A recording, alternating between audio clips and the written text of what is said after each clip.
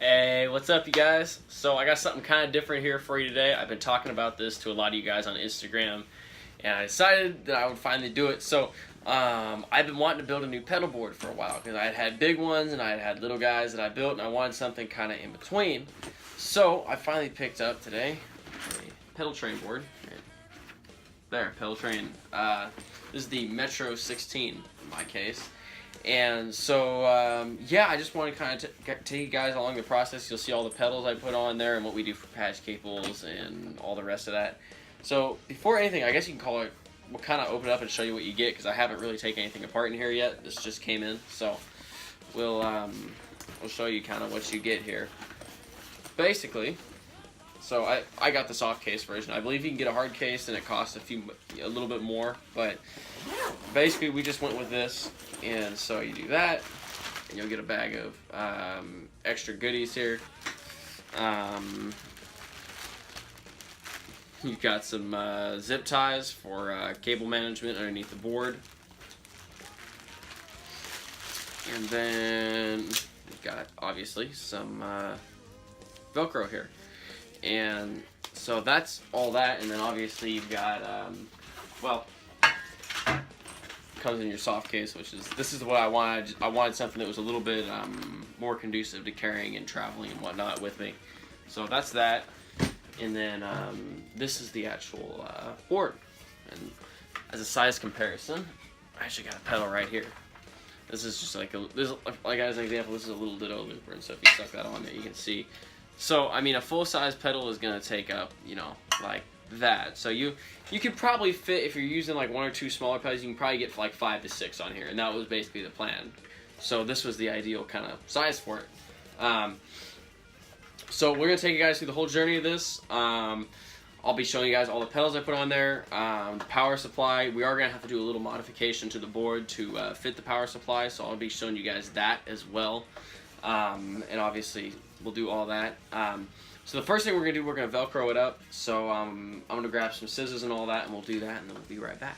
So we're back. I got her all Velcroed up. I didn't bother to film that because I figured you guys probably know how to you know, stick the back of Velcro and stick it onto a thing. So with that, we'll get on to the next part, which I believe should be installing the power supply.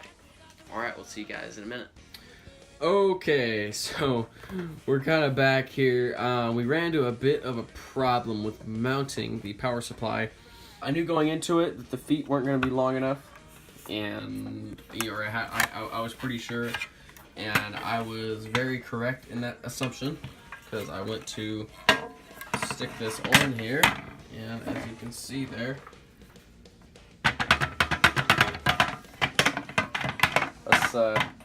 that's not good.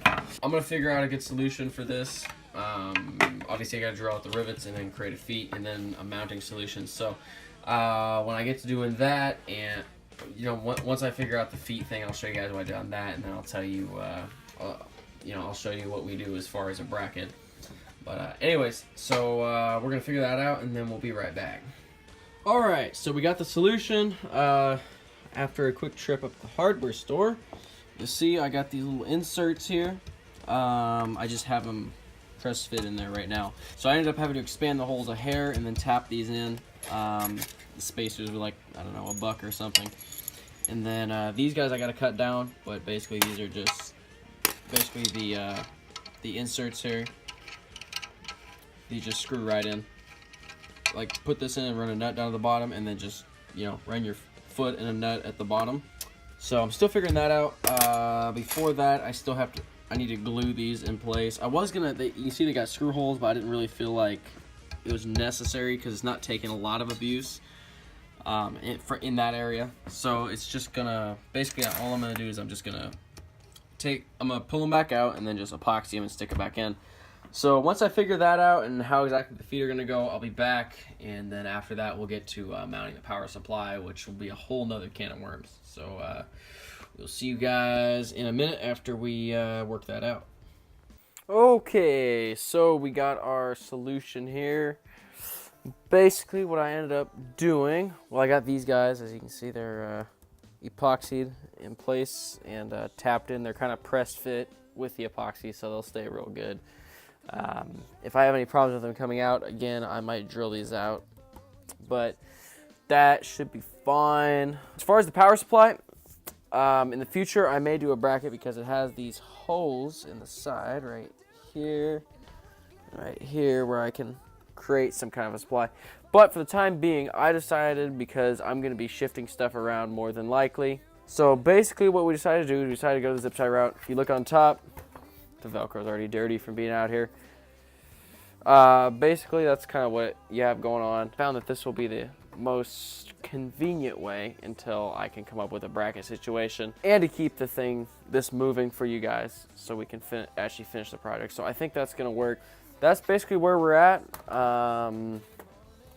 I'll get the feet spaced out, and probably by that time we'll be back out away from the workbench here, and we'll be back actually putting the pedals on and actually wiring it up and showing you guys what we're gonna do. But so yeah, there you go. That's just kind of an update. Like branches in a storm, change of weather, still together when it ends. That may be darkness, she is all I see. Come and rest your bones with me. Driving slow on Sunday morning, and I never want to leave. Okay, so we got the first one done here. This is a little shorty that's just designed to basically go like that. It's gonna go in between the spark and the pog there. And so yeah, got it all soldered up, and we'll be talking about everything that I put on here when we do the final assembly, but you guys can kind of get the idea of that. So there you go. Just about done here. Doing some shrink wrap or shrink tube for reinforcement there. Got everything tinned up ready, and that's our last cable, and then we'll be ready to put the board together. Okay, so everything is prepped here. Finally, the patches are done. Got the pedals we're gonna use. Got the board, as you guys saw earlier, that we already did. The power supply is mounted on that already. And then I got the power leads already in there. So the first thing that I'll show you guys is the feet I ended up doing. So this is what we got here. And basically what it is the rubber feet at the bottom, and I just used a nut and washer on both of these to take it all the way down. All you're gonna have here is basically, this is kind of a pretty trick thing I came up with here. So basically,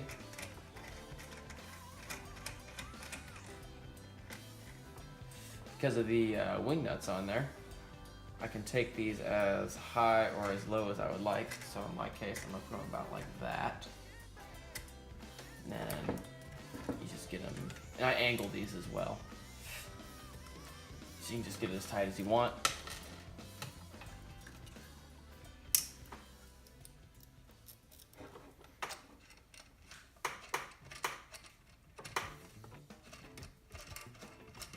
So all we're gonna do is just take that in there.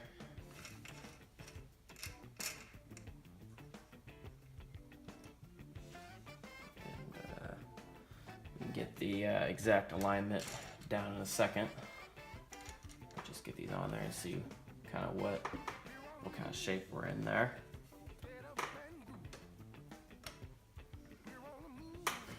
So that's the feet. I got that correct. Should, in theory, clear, and it does. So that one needs to come out a little bit more.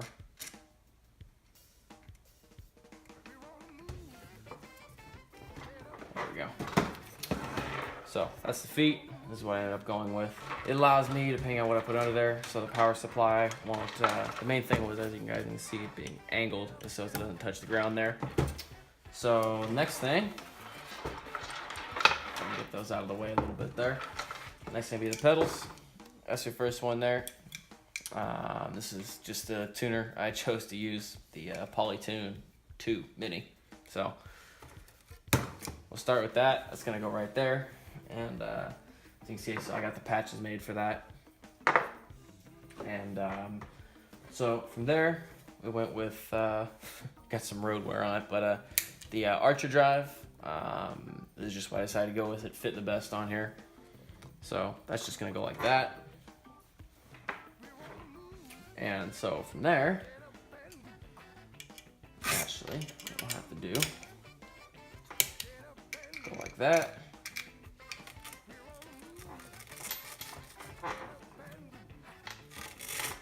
Make sure we got enough clearance there. Just like that. From there, actually, you know what, while we're here, what we'll do, we'll go ahead and put our power in there. It's gonna be a pretty tight fit with all this, but that's all right, like that, since there's nothing else going there. So actually, we still have more to go there.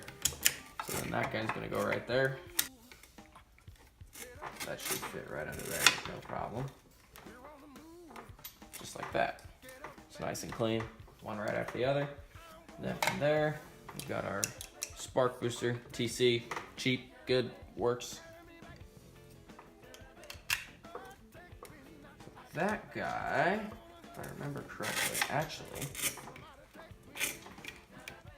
we're gonna have to do a little bit of finessing of this here to get it right. If I remember correctly, what we ended up doing was this.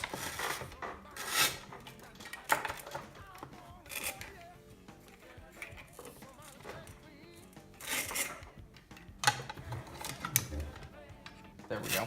Yeah, see. It's a real tight fit with that there, but it fits nice and good. So that's that. And we'll grab another power from underneath there. And we'll run it. We're gonna run it up the center there. And we'll worry about cable management and all that with the power after we get everything positioned. The one concern I just couldn't really get around it was having this guy up top. It's just the positioning of it, so I'm gonna have to live with it. So you see, you got that. So we'll do next, grab our next one.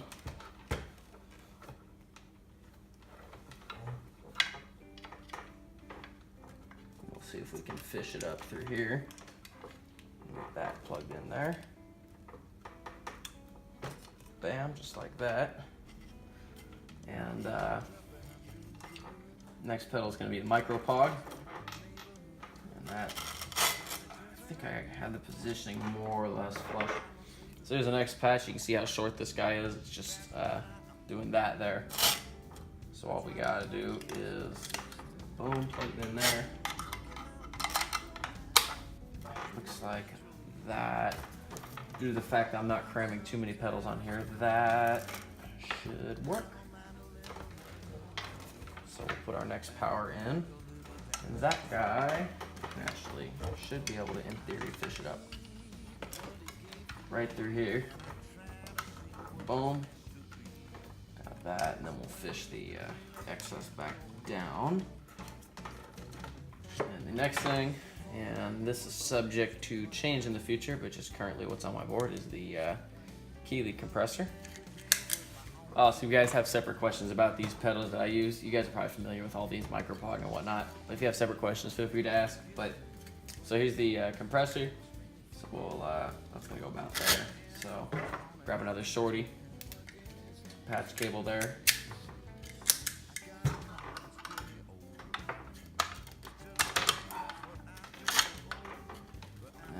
Because I'm not cramming too much on this board, I can just pretty much put them side by side like that.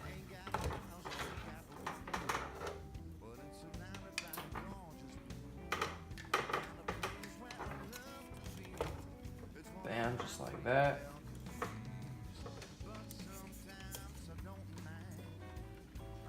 And yeah, we'll just let all these kind of hang and be a mess right now. And then the final one,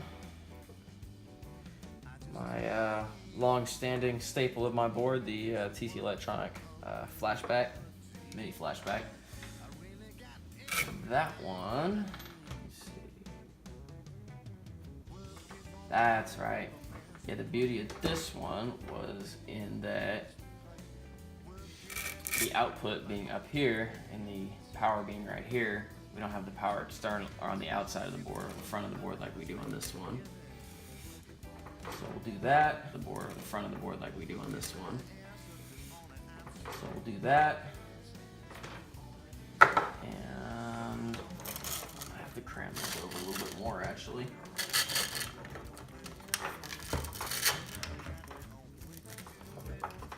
Let me see. Kind of a tight fit. And actually, what we can do to get a little more space there is we can scooch these guys over just a touch. Actually quite a good bit because they're at an angle. So now, we got that space there. Now we can get this guy in there. Just gonna plug right here. Just like that. Plug the power to that.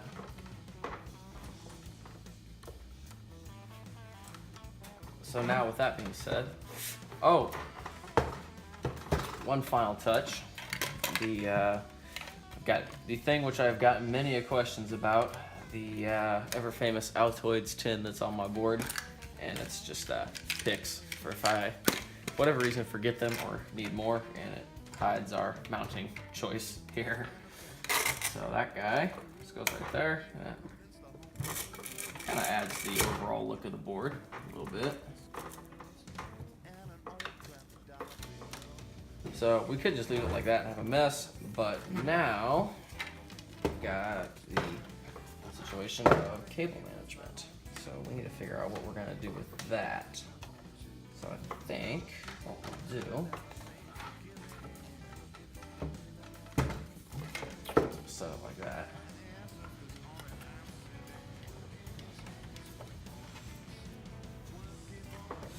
It looks like a mess, but there's a method to that madness. There, grab. See if we can get one up underneath to hold everything.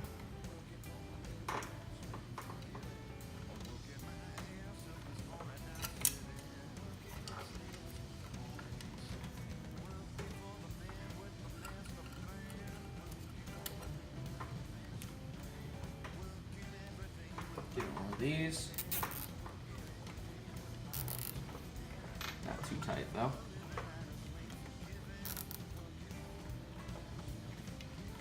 Just enough to hold it all up there.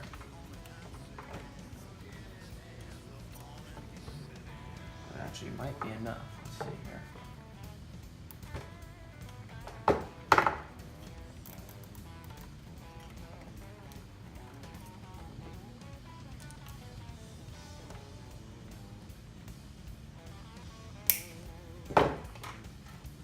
Do we want to tie any more of this though? I'm gonna give one more right there.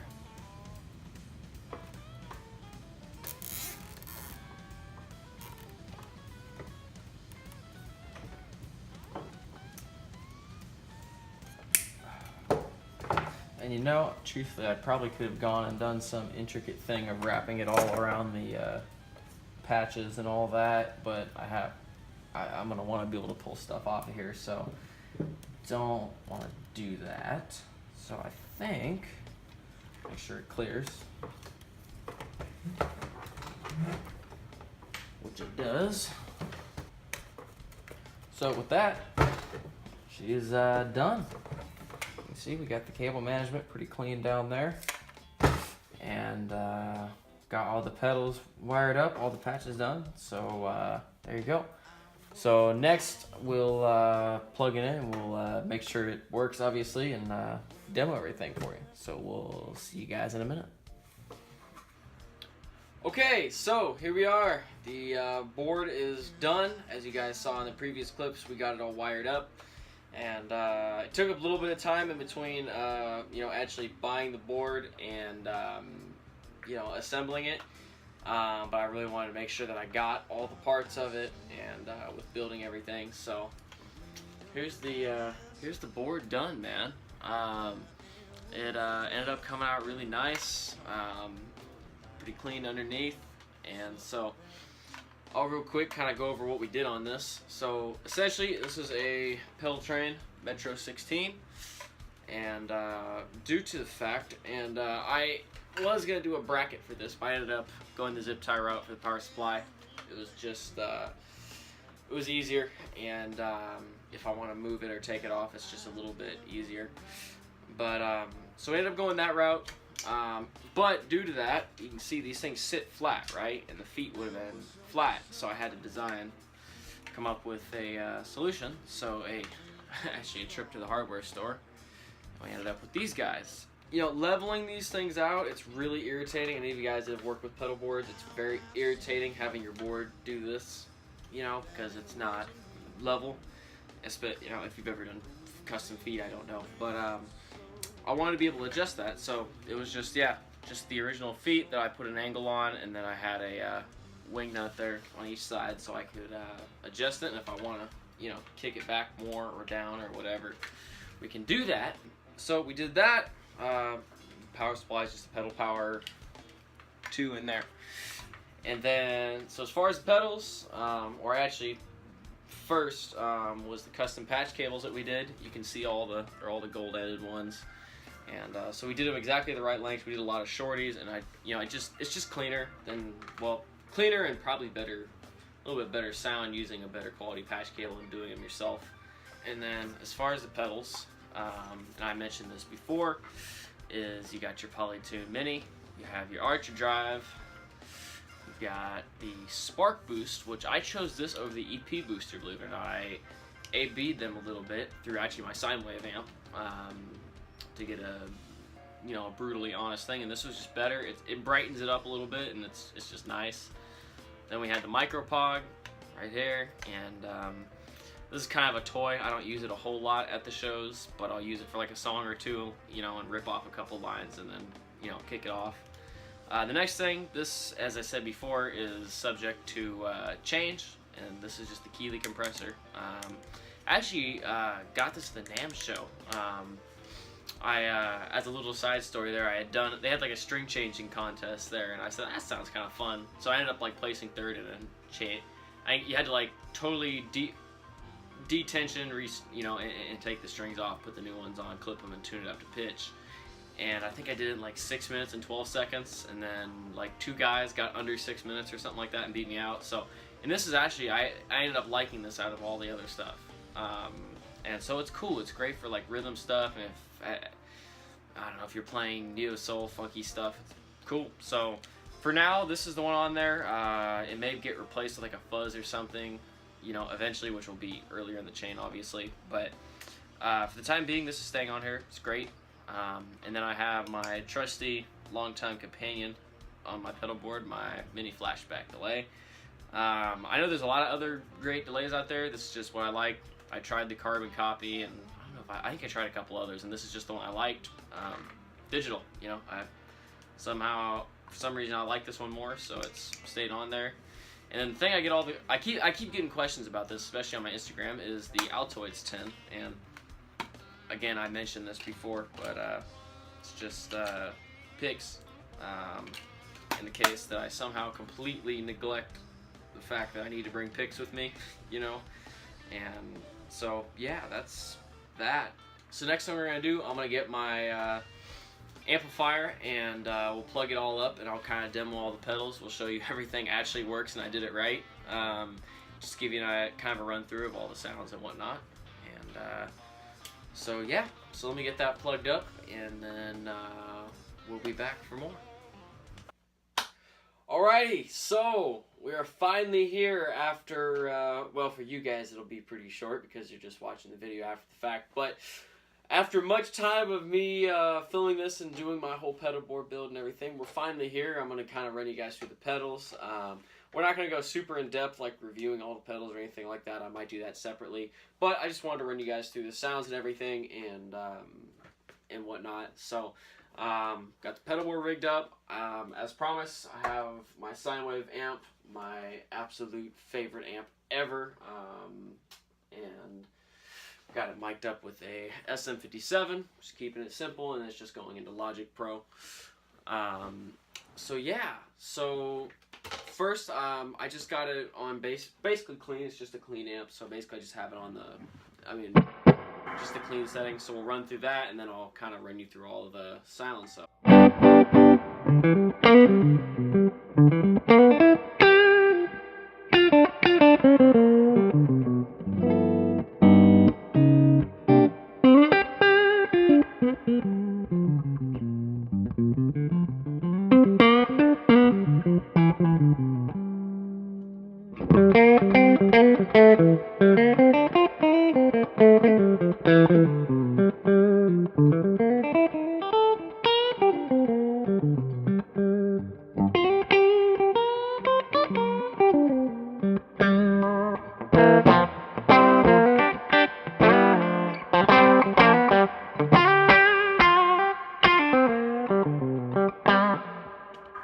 Right, so that's your basic clean tone. I have it kind of on the hotter side, so with humbuckers it's always going to distort just a little bit, but relatively clean tone. So the first thing, not really an effect, but first thing, and you can see it, is, because I actually need to tune this, something went flat.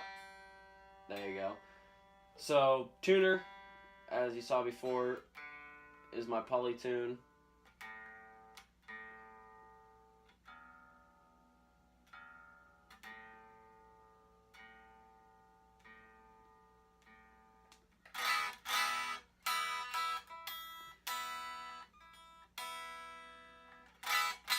Anyways, that's all that does. Not real exciting, but just to show you that everything works there. So the first thing we'll run through, I think, is just the drive setting. So as you heard before,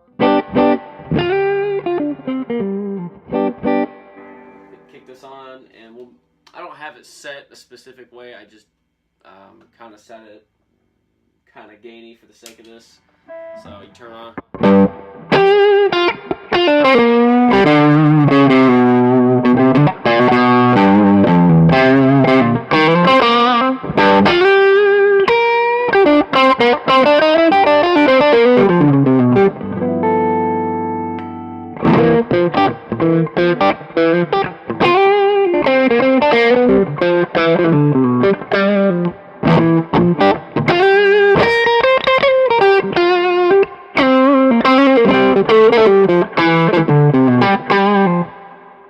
Right, so that's that. And with that, I also have the spark booster on there. And as you can see, it's not like extremely gainy. It's very touch sensitive. And before we turn that on, I mean, you can see with this, I can be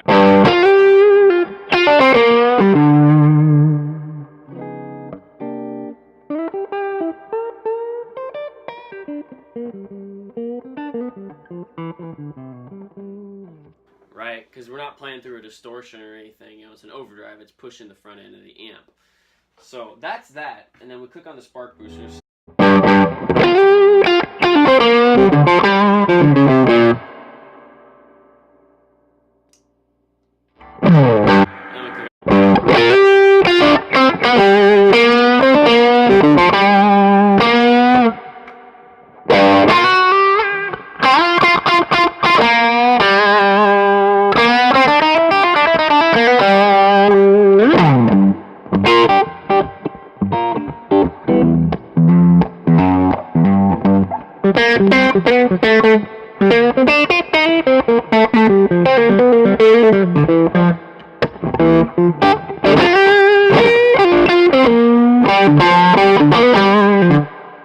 Right, so that's that.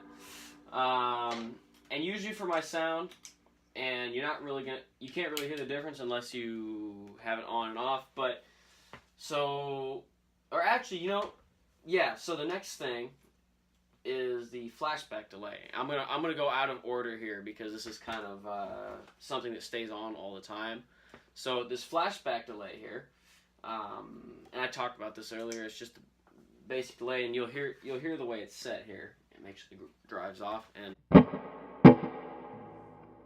a little bit more to mix there.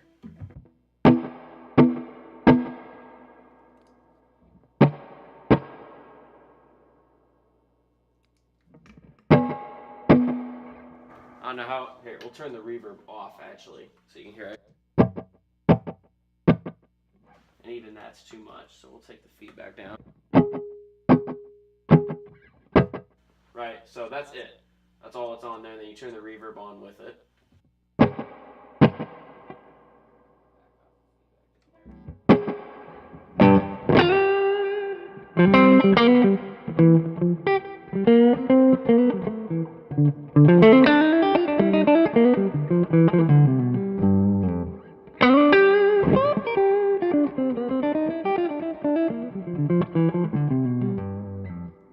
Right, so that's, you know, it's very subtle.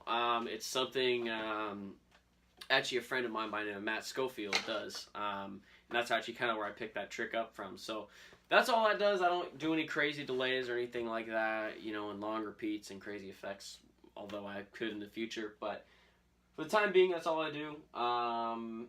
The next thing we'll do is the micropog, which you guys have probably heard of these. Let's see if we can click it on. And then it's just an octave.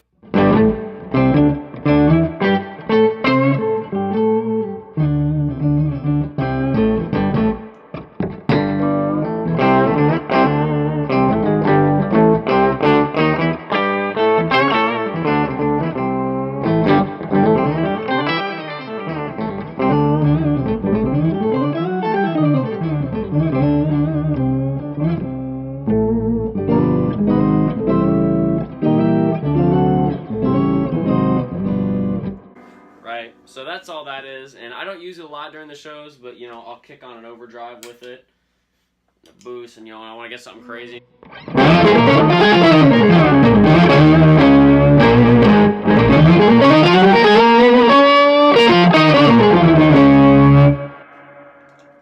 Right, now I'll click out.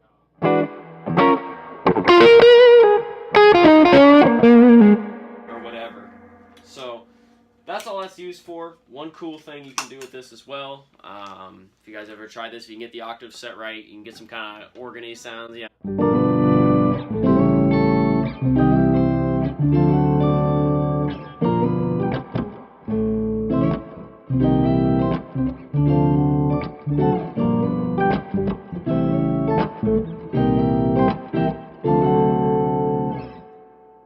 Right, so that's that, and you can do different things with it. You know, you can, you know,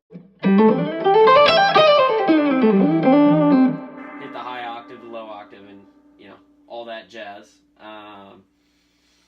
So that's that. The next thing is the Keeley compressor, and as I said, this one's kind of optional or permanent now, but it may change. I may replace it with some fuzz or something, different order, of course.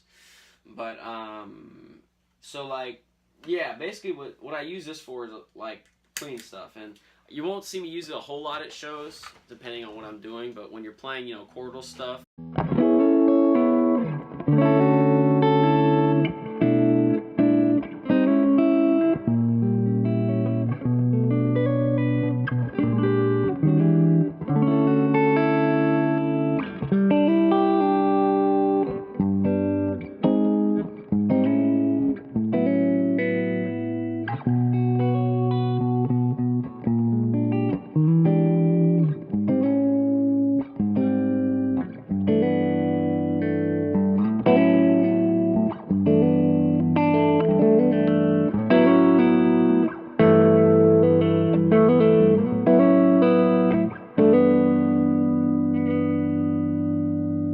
Right, so without that, yeah.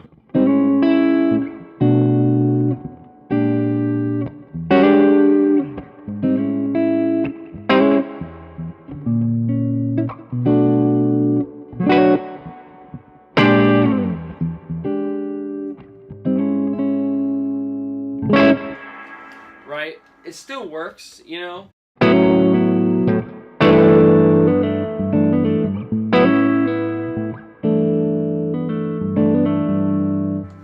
But you kick it on, Actually, we'll kick up the sustain a little bit more. But you get the...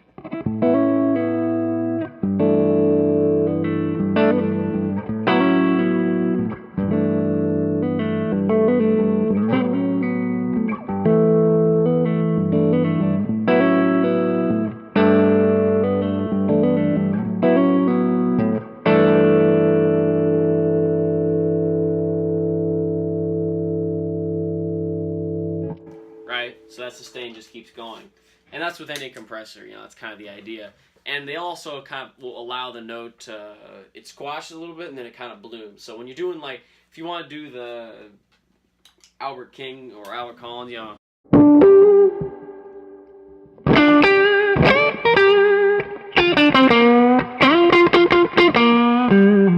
compressor might not be your ticket for that, right?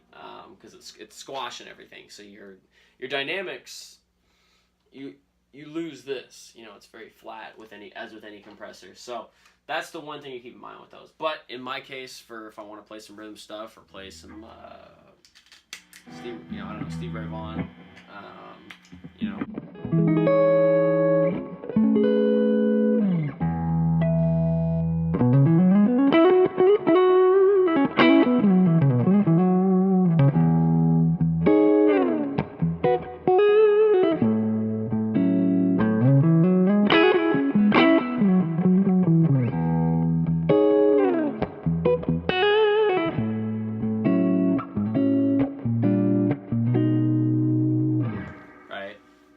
So that makes it very, you know, it's very useful for stuff like that, or if you're just sitting there playing, well, actually, here, we'll do it again, and, you know, like a rhythm.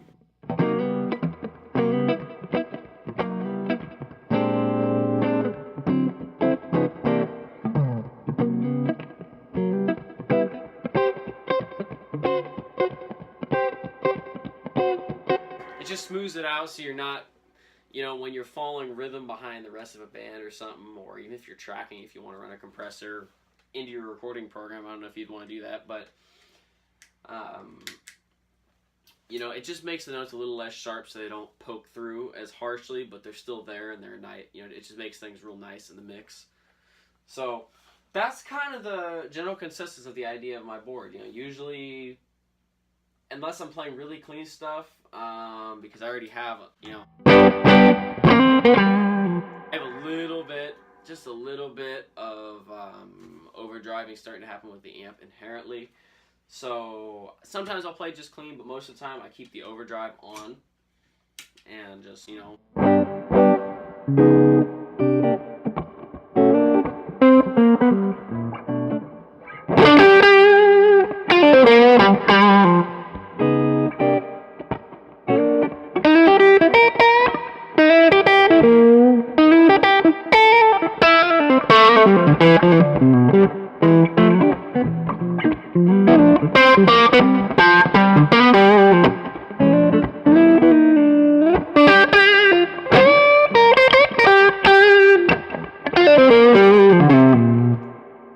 Right, and then when I go for a solo, if I really want something extra, you know, I can even put on the treble pickup, you know.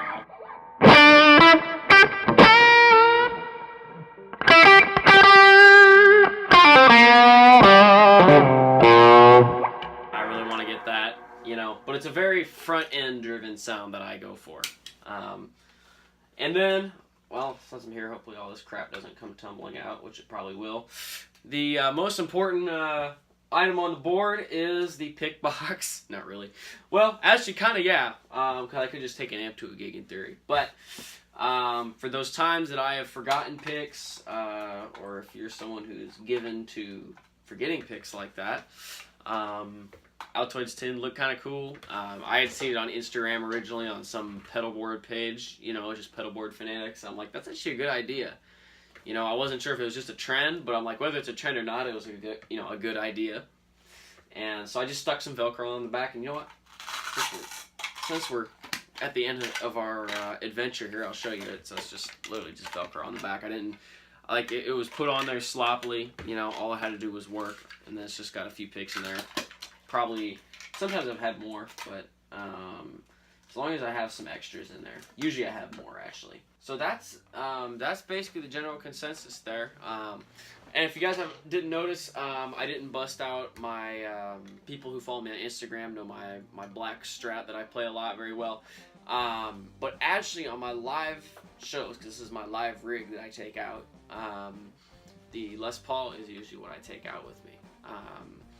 And so that's what this amp was voiced for. So that's why I didn't necessarily bust out other guitars for this. This is kind of my main rig, and then I have my Strat that I play. I actually play my Strat down tuned for some stuff, for some songs at shows. So it's just, you know, it wasn't really for my main sound. I wasn't really part of it. Although I may, you know, if you guys, you know, I mean, drop a comment down below if you think that if you'd like to see more further demoing of my overall rig, you know, like a whole rig rundown and playing all my different, you know, the few different guitars that I gig with at my shows and all those sounds, you know, by all means. But this was more about just talking about the pedals and, you know, my pedal board build. So kind of what I did with that. But yeah, so this is my basic, this is a guitar that kind of comes everywhere with me. And as you can see, it's this guy's been, probably can't see it real well, but it's a true road relic. It's been beaten and battered, and but yeah, so that's basically the pedal board. You know, I hope, you know, I hope in doing this it maybe brought some inspiration to you guys. Maybe it was educational for you. Maybe inspired you to build your own board, or helped you in some questions you had, or whatever. If you have more questions, by all means ask, you know, comments, message me, whatever. But, you know, I hope you guys got something out of it. I hope it was of use for you. Also, before we're done, I do want to give a quick shout out to SineWave Amplifiers, who I mentioned at the beginning. I'm actually an artist for these guys, and I, truthfully, even if I wasn't an endorser there, I probably would have bought one of the amps anyways. You know, I just would have gone out and just completely outright bought them, just because they're that good. That's why I use it for the demo. It's the most brutally honest but brutally good sounding amp I've ever played through.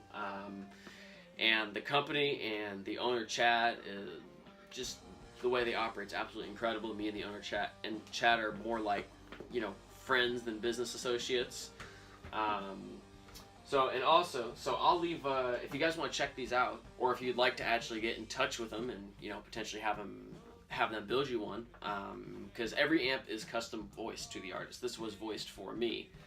So if you guys want to get your hands on one, I can get you I can get you in touch with them if you so desire. Or if you just want to check out the website and do it for yourself, I think there's some contact on there as well.